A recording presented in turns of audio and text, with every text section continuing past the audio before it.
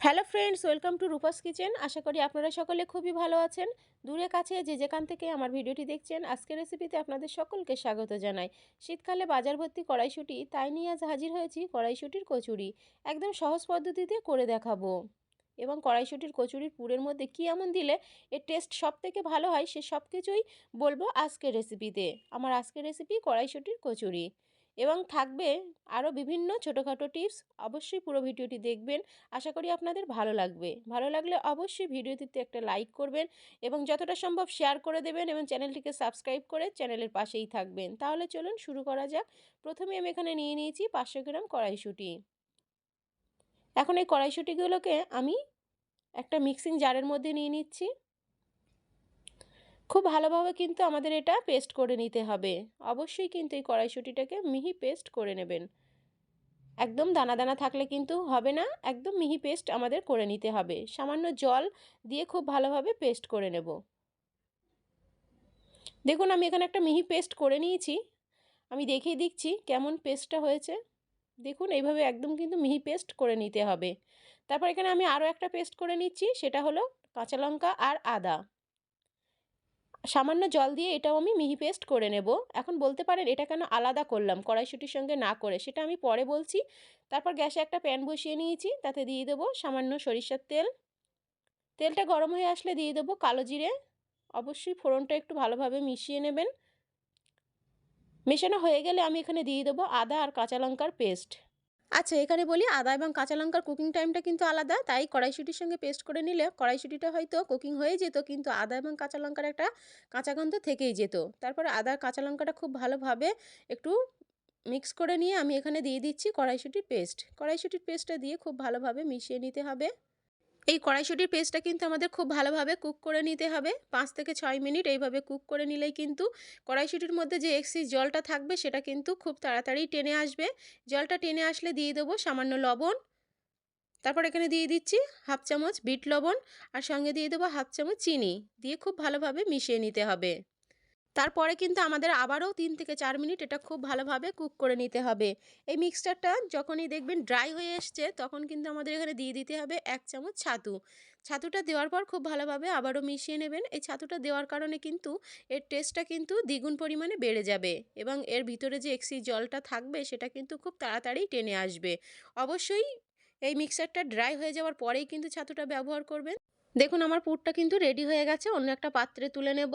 অবশ্যই কিন্তু ছাতুটা দেওয়ার চেষ্টা করবেন, এতে করে কিন্তু এর স্বাদটা অনেক গুণ বেড়ে যায়। অন্য একটা পাত্রে তুলে নেওয়ার পর এটা আমি ঠান্ডা করে নেব। যতক্ষণ এটা ঠান্ডা হচ্ছে ততক্ষণে আমি এই কচুরির পারফেক্ট ডো কীভাবে তৈরি করবেন সেটাও জেনে নিন। 2 কাপ নিয়ে নিয়েছি ময়দা, সঙ্গে দিয়ে দেবো হাফ চামচ লবণ, হাফ চামচ দেবো চিনি, আর সঙ্গে দিয়ে দিতে হবে 2 চামচ সুজি। অবশ্যই সুজিটা দেওয়ার চেষ্টা করবেন, এতে করে কিন্তু কচুরিটা খুবই মুচমুচে হবে। তারপর ময়ামের জন্য দিয়ে দিচ্ছি সাদা তেল। আপনারা সাদা তেলের পরিবর্তে কিন্তু এখানে ঘি বা ডালডাও ব্যবহার করতে পারেন। তারপর খুব ভালোভাবে এইভাবে ঘষে ঘষে কিন্তু একটু আমাদের ময়দাটাকে ময়াম দিয়ে নিতে হবে। তারপর আমি এখানে দিয়ে দিচ্ছি উষ্ণ গরম জল। জলটা বারে বারে দেওয়ার চেষ্টা করবেন, এতে করে কিন্তু ডোটা খুবই পারফেক্ট হবে। আমি এখানে দুবারে জলটা দিয়ে নিয়েছি। দিয়ে খুব ভালোভাবে মেখে আমাদের একটা ডো তৈরি করে নিতে হবে। একদমই সহজ। অবশ্যই জলটা নিজেদের প্রয়োজন মতনই ব্যবহার করবেন। দেখুন, আমার এখানে একটা পারফেক্ট ডো তৈরি করে নিয়েছি। এখন উপর থেকে একটু সামান্য তেল লাগিয়ে নিচ্ছি, যাতে উপরটা ড্রাই না হয়ে যায়। তারপরে একটা ঢাকনা চাপা দিয়ে এটা 15 থেকে 20 মিনিটের জন্য আমি রেস্টে রেখে দেবো। 20 মিনিট পর দেখুন ডোটা কিন্তু আমার আরও সফট হয়ে গেছে। এখন এটা আবারও কিছুক্ষণ আমি মেখে নেব।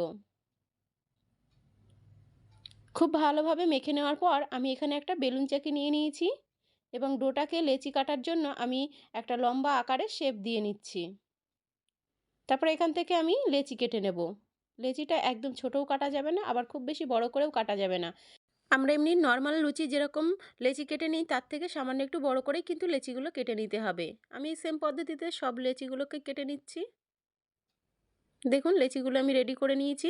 এখন উপর থেকে সামান্য তেল লাগিয়ে নেব, যাতে উপরটা একদম ড্রাই না হয়ে যায়।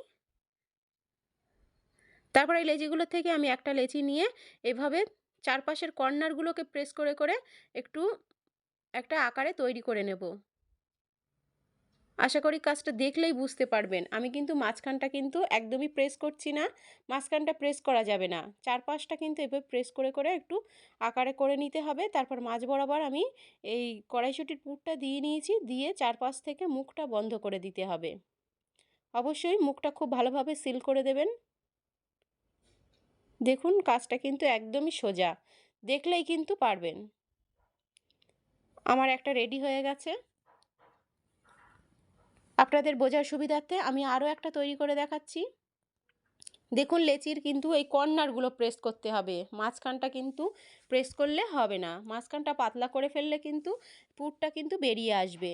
তাই জাস্ট কর্নারগুলো এভাবে প্রেস করে, করে একটু লেচিটা বড় করে নিয়ে মাঝ বরাবর এই পুরটা দিয়ে দিতে হবে। দিয়ে চারপাশ থেকে এই কর্নারগুলোকে আবার একসঙ্গে দিয়ে মুখটা বন্ধ করে দিতে হবে। আর অতি অবশ্যই কিন্তু মুখটাকে খুব ভালোভাবে সিল করে নিতে হবে। তারপরে জাস্ট এইভাবে গোল করে নিলেই কিন্তু আমাদের একদম লেচিটা রেডি হয়ে যাবে। দেখুন আমি জাস্ট এইভাবেই কিন্তু সবগুলোকেই তৈরি করে নিচ্ছি। সবগুলো আমার তৈরি করা হয়ে গেছে। এখন এই লেচিগুলো বেলে নেওয়ার পালা। তারপর আমি এখানে কিছুটা তেল লাগিয়ে নিচ্ছি। এখানে কিন্তু কোনো রকম আটা বা ময়দার ব্যবহার করা যাবে না। তেল দিয়েই কিন্তু এই লেচিগুলোকে বেলে নিতে হবে। তারপর আমি একটা লেচি নিয়ে এইভাবে হাত দিয়ে একটু প্রেস করে নিচ্ছি যাতে ভিতরের পুরটা চারদিকে নিজে থেকেই ছড়িয়ে পড়ে। তারপর হালকা হাতে কিন্তু এভাবে আমাদের এটা বেলে নিতে হবে। কোনো রকমের কিন্তু জোরে প্রেস করা যাবে না। হালকা হাতে এটা রেডি করে নিতে হবে। দেখুন আমার একটা রেডি হয়ে গেছে। তারপর সরাসরি আমি এটা তেলে দিয়ে ভেজে নেব। তেলটা আগে থেকেই গরম করে নিয়েছি। আর গ্যাসের ফ্লেমটা অতি অবশ্যই মিডিয়াম টু হাইতে রেখে দিবেন। তারপরে কিন্তু কিছু সময় পরেই দেখবেন নিজে থেকে একা একাই কিন্তু লুচিটা উপরে উঠে আসবে। এইভাবে একটু কিছু দিয়ে প্রেস করলেই কিন্তু দেখবেন এটা বলের মতো ফুলে উঠবে। অবশ্যই বাড়িতে একবার ট্রাই করবেন। একটাও কচুরি কিন্তু মিস যাবে না। সবগুলো এইভাবে ফুলকো তৈরি হবে। আর দেখতেই পাচ্ছেন চিনিটা দেওয়ার কারণে কালারটাও কিন্তু কতটা সুন্দর এসেছে। তারপর দুই সাইড কিন্তু উল্টে পাল্টে আমাদের একটু ভেজে নিতে হবে। ভেজে নেওয়া হয়ে গেলে আমি এটা তেল ঝরিয়ে তুলে নিচ্ছি। দেখুন জাস্ট দেখতে কতটা সুন্দর হয়েছে। তারপর আরও একটা আমি ভেজে দেখাচ্ছি। কিছুক্ষণ এইভাবে তেলের মধ্যে থাকার পর দেখবেন নিজে থেকে উপরে আসবে। তারপর একটু এইভাবে হালকা হাতে প্রেস করে নিলেই লুচিটা একদম ফুলকো তৈরি হয়ে যাবে। আমি সরাসরি এটা সার্ভ করে নিচ্ছি।